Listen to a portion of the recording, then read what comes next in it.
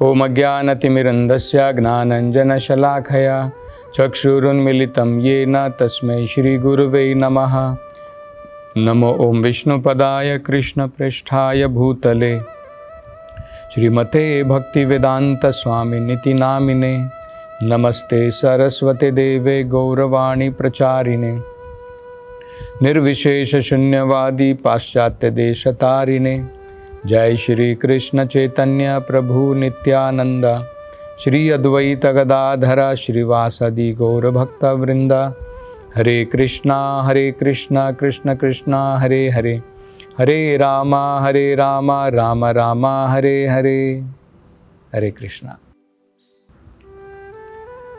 तो भगवान की कृपा से नारद मुनि को, जिनको पूर्ण ज्ञान था कि वहाँ पर क्या चला और किस प्रकार से महाराज ध्रुव जो है सब कुछ छोड़ करके अब उन्होंने जो है वन की तरफ प्रस्थान किया है, तो भगवान की योजना के द्वारा नारद मुनि वहाँ पर पहुँचते हैं। और कहा जाता है कि वो इतने पवित्र हैं कि अगर वो किसी के ऊपर हाथ रखते हैं आशीर्वाद के रूप में, उनके सारे दुख दूर हो जाते हैं, क्योंकि उनके सारे पाप कर्म नष्ट हो जाते हैं। तो आशीर्वाद के रूप में उन्होंने जो है ध्रुव के सर के ऊपर हाथ रखा और ध्रुव से कुछ बड़ी महत्वपूर्ण बातें कही। अब वो जो है ध्रुव को उनकी परीक्षा लेना चाहते हैं कि ध्रुव जो है सब कुछ छोड़ करके आए हैं, क्या ये तैयार हैं भगवान की प्राप्ति के लिए। तो उसके बाद में ही अब वो उनको निर्देश देंगे भगवान की भक्ति कैसे करनी है, क्या करना चाहिए क्या नहीं करना चाहिए। लेकिन इससे पहले वो उनकी परीक्षा लेना चाहते हैं कि कितना निश्चय किया है, कितनी निष्ठा है ध्रुव महाराज के अंदर में। तो सबसे पहले वो कहते हैं, वो सोच रहे हैं कि ये क्षत्रिय जो हैं ये बड़े अद्भुत हैं। इनके अंदर में मान की भावना इतनी ताकतवर होती है कि एक छोटा बालक मात्र है, लेकिन अपने मान के बारे में ये इतना सोचता है कि अपने माँ के कुछ कटु वचन, असत वचन सुनने के पश्चात वो वचन जो है इसके हृदय के अंदर में उतर गए हैं। इसका मान भंग हुआ है और इसको इसने बड़ा सीरियसली लिया है। तो ये देख करके जो है नारद मुनि बड़े आश्चर्यचकित थे। तो कहते हैं, हे वत्स, तुम तो एक बालक मात्र के रूप में हो। जो बालक जनरली होता है आमतौर पर वो अपने खेल कूद में इतना मग्न रहता है कि मान सम्मान उससे उसको कोई फर्क नहीं पड़ता है। तो तुम भी तो बालक हो, तुम भी इसी प्रकार से खेल कूद में मग्न होगे। तो फिर भला तुमने इस प्रकार के अपमान को, अपने मान के प्रति जो तुम्हारा अपमान हुआ है, उसको तुमने इतनी गंभीरता के साथ में क्यों ले लिया है। तो ये हमें जो है जनरली पता है, बच्चे जो हैं अगर हम उनको डांटते हैं, फटकारते भी हैं, तो वो उसको बड़ी गंभीरता के साथ में नहीं लेते हैं। ऐसा नहीं कि पूरी ज़िंदगी जो है वो बच्चा सोचता रहेगा मेरे पिताजी ने मुझे इस प्रकार से डांटा था, क्योंकि वो बालक है। जब हम बड़े हो जाते हैं तो हो सकता है कि हम बड़ी गंभीरता के साथ में कोई हमारा अपमान करे, हमारा नियर एंड डियर वन, खासकर अगर हमारा खुद का परिवार का सदस्य अगर हमारा अपमान करता है तो वो बात हमारे हृदय में चुभ जाती है। लेकिन बच्चा तो बच्चा होता है। कई बार हमने देखा है कि बच्चों को डांट देते, अरे गधे तू क्या कर रहा है। लेकिन बच्चा थोड़ी उसके द्वारा जो है उसके हृदय के अंदर में गंभीरता से ले लेता है, मुझे गधा कह दिया, मुझे नालायक कह दिया, वो थोड़ी गंभीरता से लेता है।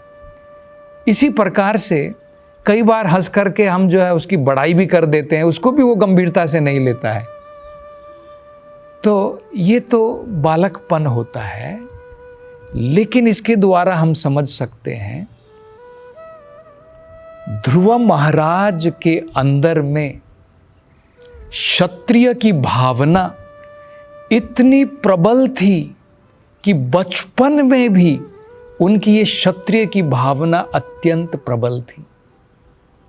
क्षत्रियों के दो बड़े महत्वपूर्ण गुण बताए जाते हैं, एक उनका मान और एक युद्धे च अपलायनम। अपने वो मान को बड़ी गंभीरता के साथ में लेते हैं। जैसे आपने सुना होगा, अपने मान के लिए कहा जाता है प्राण जाए पर वचन ना जाए। अगर क्षत्रिय ने कुछ वचन दे दिया है तो अपने प्राण त्यागने के लिए वो तत्पर है, रेडी है, तैयार है, लेकिन अपने वचन को पूर्ण करेगा। तो उनके लिए मान इतना महत्वपूर्ण होता है। और दूसरे युद्धे च अपलायनम, युद्ध, अगर वो युद्ध भूमि में एक बार उतरा है तो युद्ध भूमि से पलायन कभी नहीं करेगा। युद्ध भूमि में मारा जाएगा, शहीद हो जाएगा, अमर हो जाएगा, लेकिन डर के मारे, हार के कारण भागेगा नहीं, युद्ध भूमि को छोड़ करके भागेगा नहीं। ये क्षत्रिय के दो बड़े महत्वपूर्ण गुण होते हैं।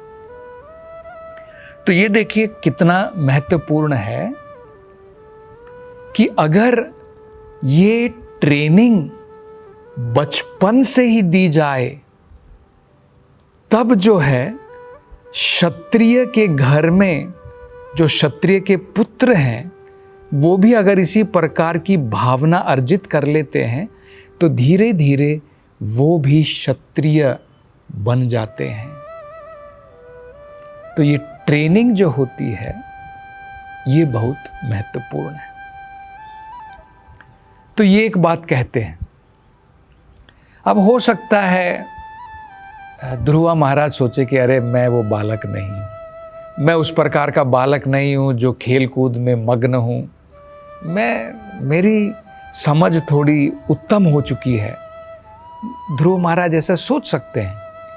तो उसके लिए, उसकी परीक्षा लेने के लिए अब नारद मुनि कहते हैं कि ठीक है, अगर तुम सोचते हो कि तुम उस प्रकार के बालक नहीं हो जो कुछ खेल कूद में लगे हुए हैं और उनको कोई समझ नहीं है, और तुम्हें जो है समझ है, हाँ ये मान कर रहा है, ये मेरा अपमान कर रहा है, तो कहते हैं तब भी तुम्हें जो है उससे किसी भी प्रकार से जो है उसे, मतलब अगर किसी ने तुम्हारा मान भी कर दिया, सम्मान भी कर दिया, तो उसके द्वारा तुम क्यों डिस्टर्ब हो जाते हो? जो व्यक्ति समझदार है, जो व्यक्ति बुद्धिमान है, उसे तो ये पता ही होता है कि मान और सम्मान जो है इस शरीर के कारण होते हैं। ये आत्मा के मान और सम्मान तो नहीं होते हैं, ये तो शरीर से बंधे हुए हैं। अपने कर्म के द्वारा कभी मेरा मान होता है, कभी मेरा कोई अपमान करता है, वो सब अपने अपने कर्म के द्वारा है। तो उससे मुझे क्यों दुखी होना है? तो ये भी जो है नारद मुनि कहते हैं। और तीसरा बड़ा महत्वपूर्ण प्रसंग में वो कहते हैं कि जो व्यक्ति भगवान की भक्ति में बढ़ रहा है, जो भगवान के कार्यक्रम से जिसे वो जानता है, जो व्यक्ति आध्यात्मिकता में प्रगति कर रहा है, उसे तो संतुष्ट होना चाहिए, किसी भी परिस्थिति में संतुष्ट रहना चाहिए। तो देखिए तीन बड़ी महत्वपूर्ण बातें कही।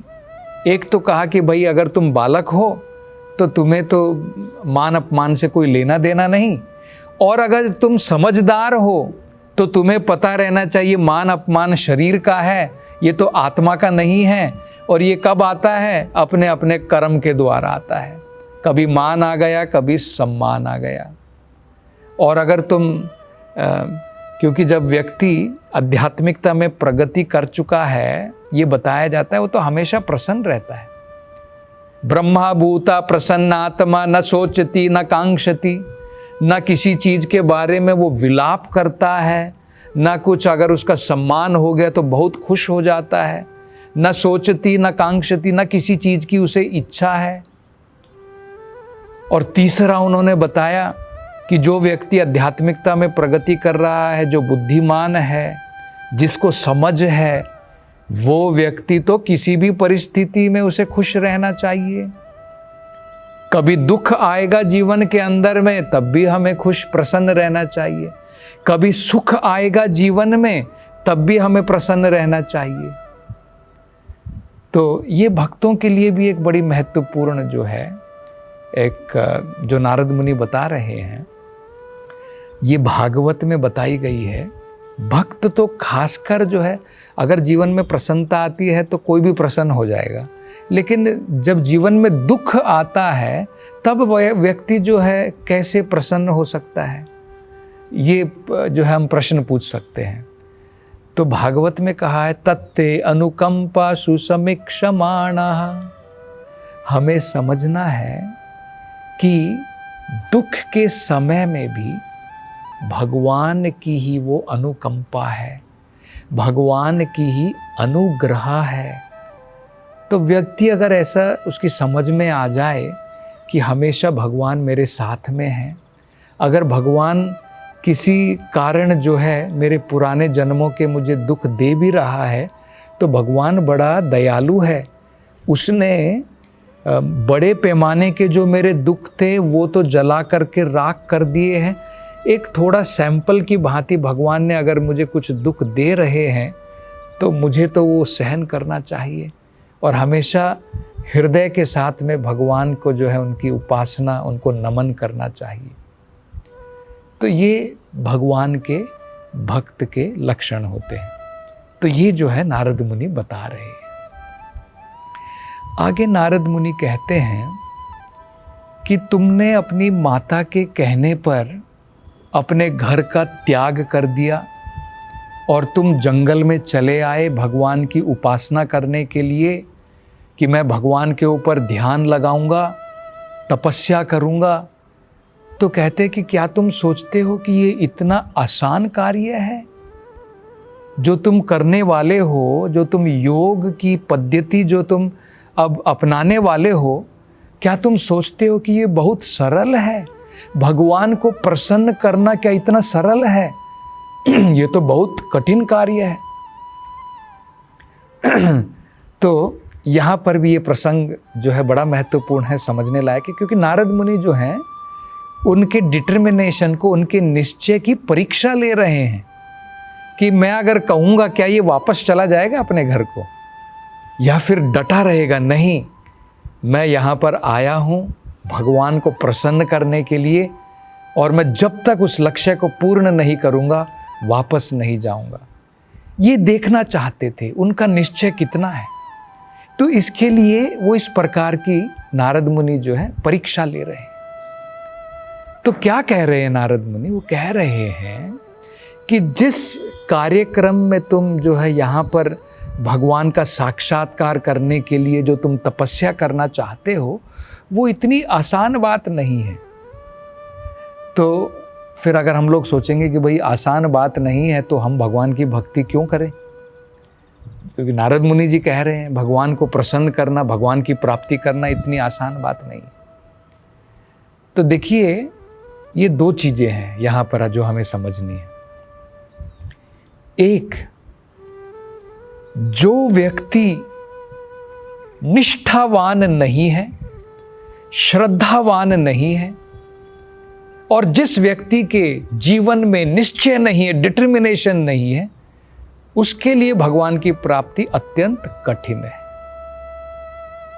जो व्यक्ति निष्ठावान, सिंसियर नहीं है, जो व्यक्ति जिसके पास में निश्चय नहीं है, जिसमें श्रद्धा नहीं है भगवान के प्रति, फेथ, उसके लिए भगवान की प्राप्ति अत्यंत कठिन है। लेकिन जो व्यक्ति निष्ठावान है और जिसके मन में दृढ़ता है, निश्चय है, वो भगवान की प्राप्ति करना चाहता है, उसके लिए भगवान की भक्ति अत्यंत सरल है। अब नारद मुनि कहते हैं, हे वत्स, तुमसे पहले बड़े बड़े योगियों ने बहुत बहुत जन्मों तक घोर तपस्याएं की हैं, अनेकों प्रकार की भगवान की भक्ति में भगवान को प्रसन्न करने के लिए तपस्याएं की हैं। इस भौतिक संसार से अनासक्त होकर के, सभी प्रकार की आसक्तियों का त्याग करके, लेकिन फिर भी उन्हें सफलता की प्राप्ति नहीं हुई है। तो तुम जो अपने माता के कहने पर यहां पर आए हो, क्या तुम सोच रहे हो कि तुम्हें सफलता की प्राप्ति हो जाएगी? तो ये नारद मुनि जो हैं अब देखना चाहते हैं कि महाराज ध्रुव अब क्या निश्चय करते हैं। क्या नारद मुनि के कहने पर वो अब जंगल छोड़ करके चले जाएंगे कि हाँ ठीक कह रहे हैं नारद मुनि जी, अब मुझे वापस पलायन करना चाहिए, बाद में देख लूँगा। तो अब आगे और नारद मुनि जो हैं किस प्रकार से परीक्षा लेते हैं और ध्रुव महाराज अब क्या उत्तर देते हैं, इसका वर्णन हम अगली कथाओं में करेंगे। हरे कृष्णा।